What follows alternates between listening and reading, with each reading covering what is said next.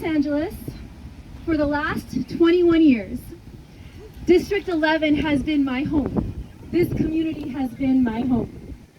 It is where I fell in love with my husband, where we built a life of art and activism together, where we now raise our children. And when I think of our community, I cannot imagine a more courageous leader to represent our home than Faizah Malik.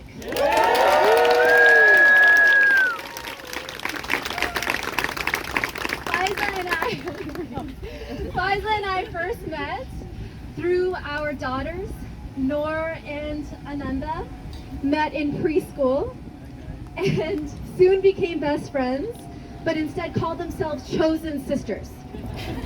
They brought their families together, they brought their mamas together. It was a wonder that Faizah and I hadn't met earlier. We are both women of color who were shaped by the racial violence that befell our communities after 9/11, the Muslim community and the Sikh community. And ever since then have been fighting as civil rights activists. Faizah has been one of LA's leading public interest attorneys, fighting for racial equity and affordable housing here on the West Side for the last 15 years. You know, I'm so glad that we didn't meet in the trenches. We were meant to meet on the rug of our children's preschool so that we could become chosen sisters too. And ever since then, I have had the privilege of watching my sister lead as an advocate and as a mother, and it has been awe-inspiring. The ferocity of her intellect, the tenacity of her will, the audacity of her vision of what the world could be are matched by the strength of her heart, her deep wellspring of compassion, and the way that she insists on leading with joy. Faizah is marching in the streets of Los Angeles, filing lawsuits, giving testimony at a public hearing, reading a story about Ramadan to our children at their school.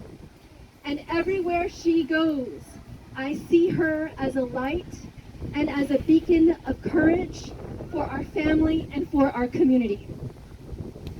And so that is why, when she told me that she was thinking about running for city council in our kitchen, my whole body screamed yes. It was exhilarating, electrifying, because she is not running for political ambition or for her own gain. She's running for our daughters. She's running for all of our children.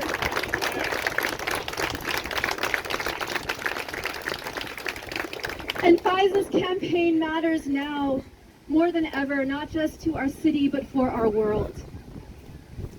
In this moment in history, as authoritarian forces grip our country, as we are seeing assaults on our earth, our people, our democracy, our diversity, our very future, Los Angeles has become the front line. How Los Angeles leads is how our country will follow. And so, as masked federal agents come to kidnap and disappear our neighbors, terrorize our children, separate our families, we know that we need to weave threads of care and protection around each other. We know we need to make our bodies shields.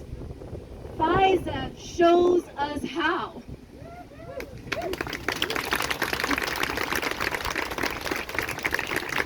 When there is a raid at a car wash down the street on the West Side, Faizah is already there, giving resources for people to find their loved ones, join rapid response networks, keep our people safe. When there are protests in downtown LA at the federal building where they're caging our people, and our protests are met with astonishing military force, Faizah is already there. Marching with me arm in arm, holding flowers, showing the world what nonviolent resistance looks like. And when the wildfires broke out, that first night that was so terrifying, I was with Faizah on her couch, thinking about our children and whether we needed to evacuate or not. But you know what? She was already on her phone, thinking about our neighbors who would soon be unhoused, and how to keep them safe, and how to advocate for them in the weeks and the months to come.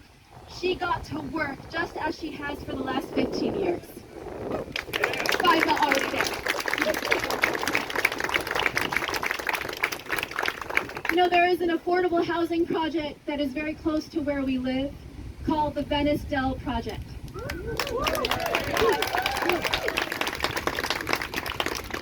It is a project that this current leadership has blocked at every single turn.